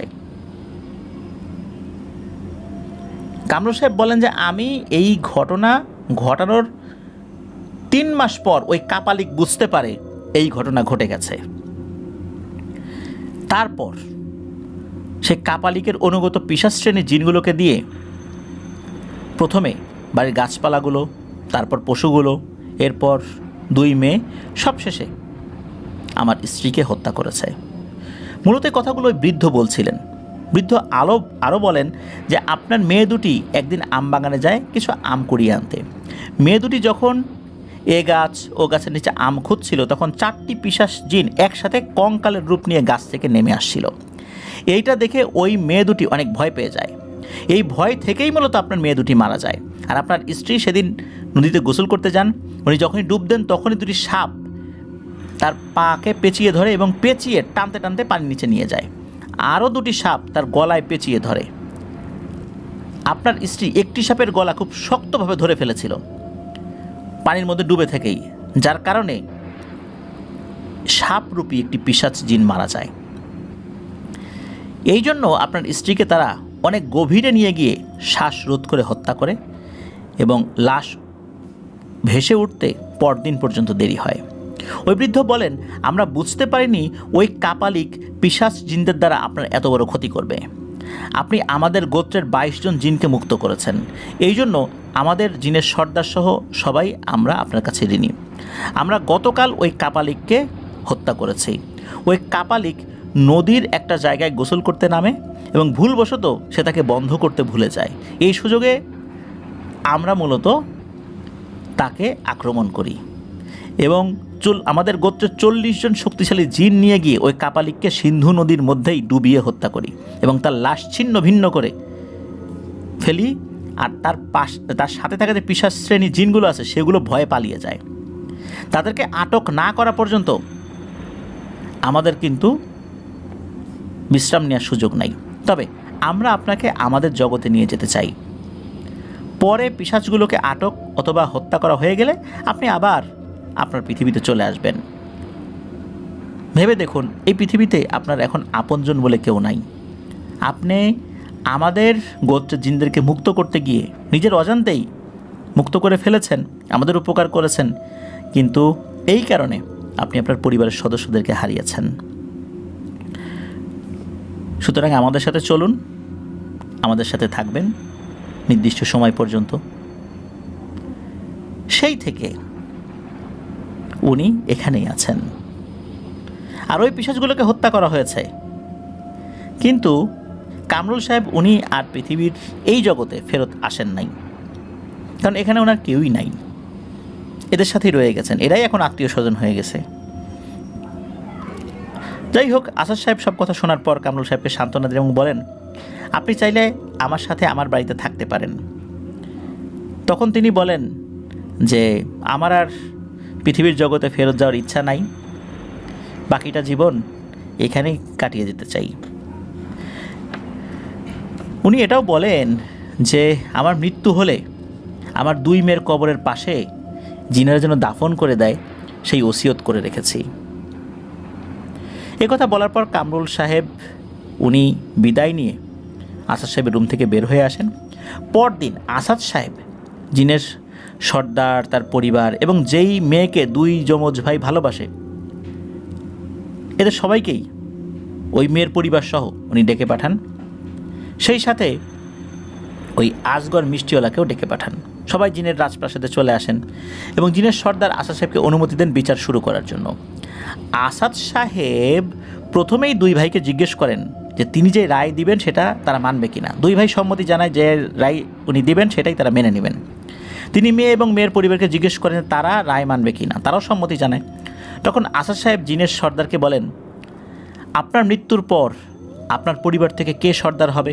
তখন জিনের সর্দার বলেন, আমি যখন এই রাজ্য চালাতে অক্ষম হব কিংবা আমার মৃত্যু হলে আমার সন্তানদের মধ্যে থেকে একজন হবে যাকে আমার পরিবার যোগ্য মনে করবে। তখন আসাদ সাহেব একটা সুন্দর সমাধান দেন। তিনি জিনের সর্দারকে বলেন, আপনার 2 ছেলে যে মেয়েকে পছন্দ করে সেই মেয়েকে ডাকতে বলেন। তখন জিনের সর্দার আসাদ সাহেবকে বলেন যে ওই মেয়ে আপনার সামনে আসতে চাইছে না, ওই মেয়ে পর্দার আড়ালে আছে, আপনি কথা বললে সে কথার উত্তর দেবে। তখন 2 ছেলের উদ্দেশ্যে উনি বলেন যে আগামীকাল থেকে তোমরা 2 ভাই কেউ ওই মেয়ের দিকে তাকাতে পারবে না। যে প্রথম ওই মেয়েকে দেখবে বা ওই মেয়ে প্রথম তোমাদের মধ্যে যাকে দেখবে তাকে চিরদিনের জন্য ওই মেয়েকে ভুলে যেতে হবে এবং যাকে ওই মেয়ে দেখবে না তার সাথেই বিয়ে হবে, মানে ওই মেয়ের বিয়ে হবে। 2 ভাইয়ের মধ্যে যে ভাই ওই মেয়েকে দেখবে না তার সাথে মেয়েটার বিয়ে হবে, আর যে ছেলের সাথে বিয়ে হবে না তাকে আপনি আপনার রাজ্যের পরবর্তী সর্দার করবেন। এবং আজ থেকে আপনি আরেকটি সুন্দরী মেয়ে ঠিক করুন, যখন কোনো ছেলে এই শর্ত ভঙ্গ করবে তার সাথে সেই মেয়েকে আপনি বিয়ে দেবেন এবং 2 ভাইয়ের বিয়ে একই দিনে একই সময়ে দেবেন। আসাদ সাহেব এবার সবার উদ্দেশ্যে বলেন, আপনারা কি আমার বিচার পছন্দ করেছেন? তখন উপস্থিত সবাই এক বাক্যে বলেন, জি, আপনার বিচার আমাদের পছন্দ হয়েছে। অর্থাৎ বিচারটা খুবই দুর্দান্ত ছিল যে যে ওই মেয়েকে বিয়ে করতে পারবে না এর বিনিময়ে সে এই গোত্রের পরবর্তী সর্দার হবে বা রাজ্যের রাজা হবে, কিন্তু সে কিন্তু ওই মেয়েকে পাবে না। আর যে পাবে না তার সাথেও আর একটা মেয়ের বিয়ে হবে ওই জিনেদের গোত্রের মধ্যে থেকেই। তো যাই হোক, এরপর আসাদ সাহেব তো উনি সবাইকে ওনার বিচারের বিষয়ে তাদের সম্মতি আছে কিনা জিজ্ঞেস করেন, সবাই তো সেই বিষয়ে সম্মতি জানান। আসাদ সাহেব যমজ 2 ভাই এবং ওই মেয়েকে জিজ্ঞেস করেন যে আপনারা কি আমার বিচার পছন্দ করেছেন? তখন 2 ভাই এবং মেয়েটি সম্মতি প্রকাশ করেন। এরপর আসাদ সাহেব বিচার শেষ করে একটা রুমে চলে যান এবং সেখানে 3 জন ব্যক্তিকে ডাকেন, মেয়ের পিতা, জিনের সর্দার এবং কামরুল সাহেবকে। 3 জনকে এক জায়গায় নিয়ে এসে উনি বিচারের সারমর্ম এভাবে বলেন যে আগামীকাল থেকে আপনার 2 ছেলে ওই মেয়ে থেকে লুকিয়ে থাকবে, কারণ যে তাকে দেখে ফেলবে সেই ওই মেয়েকে হারাবে। এতে করে আস্তে আস্তে ওদের মন থেকে ওই মেয়েটি দূরে সরে চলে যাবে। পরবর্তীতে যে কোনো এক ভাইয়ের সাথে বিয়ে হলেও অন্য ভাইয়ের সেটা হৃদয়ে আঘাত করবে না, এবং এর মধ্যে যদি কোনো ভাইয়ের মধ্যে আপনার এই বিশাল রাজ্য নিয়ে চিন্তাভাবনা আসে তাহলে সে নিজেই ওই মেয়েকে ভুলে যাবে এবং ভবিষ্যতে রাজ্যের দায়িত্ব নেওয়ার জন্য হলেও তিলে তিলে নিজেকে প্রস্তুত করবে এবং ওই মেয়ে থেকে দূরে সরে থাকবে। আর এই মেয়েটাও একজন ধৈর্যশীল এবং দায়িত্ববান স্বামী পাবে। এজন্যই মূলত এই কঠিন সিদ্ধান্ত নেওয়া হয়েছে। আর তাদের একসাথে বিয়ের কথা এই জন্যই বলা হয়েছে যাতে একই সাথে 2 জন সংসার শুরু করতে পারে। তাদের সম্পূর্ণ চিন্তাভাবনা যেন একই সাথে নতুন স্ত্রীর উপরে থাকে। আসাদ সাহেব এটাও বলেন যদি আমার বিচার পছন্দ না হয় তাহলে আপনারা আপনাদের মতো করে সিদ্ধান্ত নিতে পারেন। তখন এই মেয়ের বাবা, মানে জিন যে মেয়েটা, তার বাবা বৃদ্ধ কামরুল সাহেব এবং জিনের সর্দার, উনি বলেন যে আপনি যথাযথভাবে বিচার করেছেন, প্রতিটি বিষয়ের যথাযথ ব্যাখ্যা দিয়েছেন। জিনের সর্দার বলেন যে আমার মনে হয় এত সুন্দর সমাধান আমরা চাইলেও করতে পারতাম না। তখন আসাদ সাহেব বলেন এইবার তাহলে আমাকে বিদায় দেন। তখন জিনের সর্দার বলেন যে আপনি আমার কাছে যে কোনো কিছু চাইতে পারেন, যদি আমাদের সামর্থ্যের মধ্যে থাকে আমরা অবশ্যই চেষ্টা করব সেটা পূরণ করার জন্য। তখন আসাদ সাহেব বলেন যে আল্লাহ আমাকে অনেক দিয়েছেন, আলহামদুলিল্লাহ, আমার আপনার কাছে ব্যক্তিগত কিছুই চাওয়ার নেই, তবে 2টো জিনিস চাইবো, যদি সম্ভব হয় আমাকে দিবেন। প্রথমত আপনার এখানে আজগর নামে যিনি মিষ্টি বানান তাকে 5 বছর পরিপূর্ণ করে তাকে বেশ কিছু অর্থ দিয়ে বাড়িতে পাঠিয়ে দেবেন, কারণ তার পরিবার তার অপেক্ষায় রয়েছে। আর তার স্ত্রী তার স্বামীর অপেক্ষায় রয়েছে, তার সন্তানরা তাদের বাবার অপেক্ষায় রয়েছে। তো এভাবেই তাকে আপনারা দ্রুত ফেরত পাঠাবেন, বাকি জীবন তারা যেন খুব ভালো করে কাটাতে পারে। তবে ওনাদের পরিবারের এই যে বিচ্ছেদটা, যে কষ্টটা হচ্ছে, এটা তো আসলে অর্থের মাধ্যমে পুষিয়ে দেওয়া সম্ভব নয়। এটা একটা বিষয় বলেন আসাদ সাহেব। দ্বিতীয় আর একটা বিষয় বলেন যে ওই যে নয়ন নামের যে ছেলেটিকে 3 ভাই মিলে কালো জাদু করেছিল, সেই ছেলেটিকে যেন আবার 3 ভাই কোনোভাবে ক্ষতি করতে না পারে সেই বিষয়টা একটু দেখবেন। এ কথা শোনার পর জিনের বাদশাহ বলেন আপনি আসলেই বড় মনের একজন মানুষ, আমি আপনার কথাগুলো রাখার সর্বোচ্চ চেষ্টা করব ইনশাল্লাহ। এরপর জিনের সর্দার একটি আংটি উপহার দিয়েছিলেন এবং বলেছিলেন যদি কখনো আমাকে আপনার প্রয়োজন হয় আপনি এই আংটিটি যে কোনো একটা পুকুরের মধ্যে ফেলে দিবেন, তাহলে আমি বুঝতে পারবো আপনি আমাকে ডেকেছেন। এরপর ওই দিন রাত্রে ঘোড়ায় করে আসাদ সাহেবকে যেখান থেকে নিয়ে গিয়েছিলেন ওই জিনের সর্দার ঠিক সেভাবেই নামিয়ে দিয়ে আসেন। চোখটাও একই রকমভাবে বেঁধে রাখা হয়েছিল, কারণটা হচ্ছে যেই পদ্ধতিতে নিয়ে যাওয়া হয় এটা নাকি দেখতে হয় না। আসাদ সাহেব ওই রাত্রেই পথ চলতে চলতে বাড়িতে এসে দেখেন সবাই সবার মতো ঘুমিয়ে গেছে। উনি দরজায় নক করেন, একজন দরজা খুলে দেন, উনিও রুমে গিয়ে ঘুমিয়ে পড়েন। পরদিন ঘুম থেকে উঠে জিজ্ঞেস করেন যে আজকে কী বার, তখন উনি বলেন আজকে বুধবার। আসাদ সাহেব তারিখ জিজ্ঞেস করেন, তো যখন তারিখটা বলা হয় তখন আসাদ সাহেব বুঝতে পারেন যে উনি ওখানে 5 দিন ছিলেন। এরপর আসাদ সাহেব এই যে আলমগীর চাচা যিনি ঘটনাটি দিয়েছিলেন, এই আসাদ সাহেবকে আলমগীর চাচার দাদা জিজ্ঞেস করেছিলেন যে আপনাকে ফুল এবং ফল ছিঁড়তে নিষেধ করেছিল কেন, এবং কেন ফুল ও ফল ছিঁড়লে গাছগুলো মারা যাবে, আর ওই যে দুধের আর ওই যে রক্তের নদীটা দেখা হয়েছিল, কী কারণে নদীটা সৃষ্টি হয়েছিল, এই বিষয়ে কি কোনো প্রশ্ন করেছিলেন? আসাদ সাহেব বলেছেন যে জিনের সর্দার তাকে অনুরোধ করেছিলেন যে এই বিষয়ে যেন তাকে প্রশ্ন না করা হয়, কারণ এখানে জিনদের নিরাপত্তাজনিত নাকি বিষয় লুকিয়ে আছে, যেটা সর্দার হয়ে এটা প্রকাশ করা উচিত না। এরপর মূলত আসাদ সাহেব আর প্রশ্ন করেন নাই। এরপর অনেক জিনঘটিত ঘটনায় আসাদ সাহেবের সাথে অনেকবারই জিনের সর্দারের সাক্ষাৎ হয়েছিল। উনি পুকুরে ওই আংটিটা ফেলে দেওয়ার পর আসতেন, কিন্তু মজার বিষয় হলো ওই আংটিটা কিন্তু হারিয়ে যেত না, আংটিটা পরবর্তীতে উনি আবার ফেরত পেতেন বিশেষ একটা পদ্ধতিতে। ওই আংটিটি নাকি আসাদ সাহেবের মৃত্যুর পরও তার উত্তরাধিকারীদের কাছে রয়ে গেছে। আসাদ সাহেব 1998 সালের দিকে মারা গিয়েছেন। এখন ওই আংটিটি কার কাছে আছে বা আদতে আছে কিনা, শোনা যায় যে তার যারা উত্তরসূরি আছেন তাদের কাছে আছে, কিন্তু কি অবস্থায় আছে এই বিষয়ে আসলে জানা যায়নি। এটি ছিল ঘটনা। প্রিয় লিসেনার্স, এই যে জিনের যে বিচারটা, জিনেদের ওখানে গিয়ে যে বিচারটা করা হলো, আসলে খুবই বিচক্ষণ একটা বিচার। আমি যখন ঘটনাটি পড়া শুরু করেছি চিন্তা করেছিলাম আসাদ সাহেব ওখানে গিয়ে কী বিচারটা করবেন। দেখুন কি দুর্দান্ত একটা বিচার, যে যেই ওই মেয়েটাকে দেখবে তার সাথে তার বিয়ে হবে না, আবার যার সাথে বিয়ে হবে না সে রাজত্ব পাবে। রাজত্ব পাওয়ার জন্য কিন্তু ওই মেয়েটা থেকে দূরে থাকবে, আস্তে আস্তে ওই মেয়েটাকে সে ভুলতে থাকবে। এভাবেই একটা জটিল মনস্তাত্ত্বিক একটা ব্যাপার এখানে ছিল, যেটা প্রয়োগ করা হয়েছিল। প্রিয় লিসেনার্স, একটা বিষয় সবসময় আমরা খেয়াল রাখবো, সেটা হচ্ছে এই যে বিচারিক প্রক্রিয়া। বিচারিক প্রক্রিয়ায় কিন্তু অপরাধের অনেকগুলো ধারা রয়েছে, যেই ধারায় শাস্তি দেওয়া যায়, কিন্তু শুধু ধারা দেখে কিন্তু বিচারকরা সেই শাস্তিগুলো দেন না। ঘটনার প্রেক্ষাপট, অপরাধীর ধরন, তার বয়স, বিভিন্ন পারিপার্শ্বিক অবস্থা, অনেক কিছু বিচার বিশ্লেষণ করে বুদ্ধি, প্রজ্ঞা সব কিছু খাটিয়ে একটি বিচার করতে হয়। এই জন্য বিচারক যারা ন্যায় বিচারক, তাদের মর্যাদাটা কিন্তু অনেক বেশি। আর বিচার করাটা কিন্তু সহজ কাজ নয়, এটা খুবই কঠিন একটা কাজ। এই কঠিন কাজটা কতটা যে কঠিন, আল্লাহ যদি সাহায্য না করেন তাহলে এটা সত্যি, এটা পাহাড় সম কঠিন। একটা পাহাড় সরিয়ে আর এক জায়গায় নিয়ে যাওয়া যেরকম কঠিন, ওরকম কঠিন। কিন্তু এটা আমরা যতটা সহজ মনে করি, আসলে এতটা সহজ নয়। একজন বিচারক যদি বুঝতে পারতেন যে তার এই বিচারের কারণে পরকালে আল্লাহর কাছে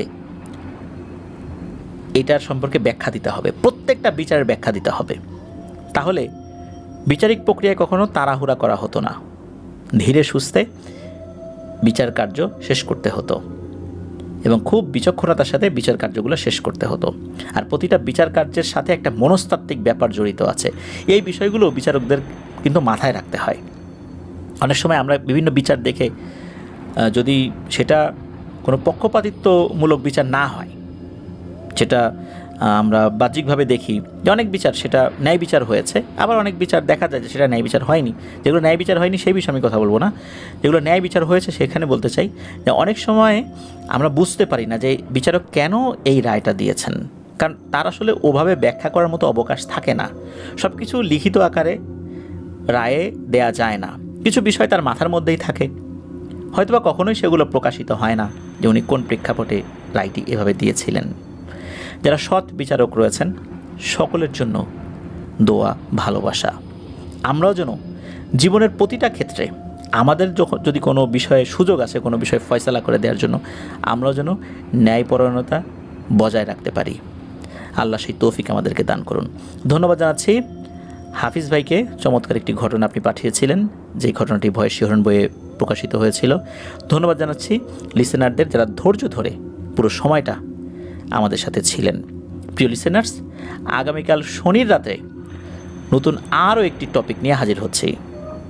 আরও একটি ঘটনা থাকছে, শুনতে ভুলবেন না রাত 10:59 শুধু আফনান ধর ওয়ার্ল্ডে। সবাই ভালো থাকবেন, সুস্থ থাকবেন, আমার জন্য দোয়া করবেন, আমার পরিবারের জন্য দোয়া করবেন, আপনাদের জন্য দোয়া রইল, আপনাদের পরিবারের প্রত্যেকের জন্য দোয়া রইল। মহান আল্লাহ সুবহানাহু ওয়া তাআলা আমাদেরকে ভালো রাখুন, সুস্থ রাখুন, নিরাপদে রাখুন, আফনান ধর ওয়ার্ল্ডের সাথে রাখুন। আসসালামু আলাইকুম। প্রিয় লিসেনার্স, আসসালামু আলাইকুম। Feel the real fear with us.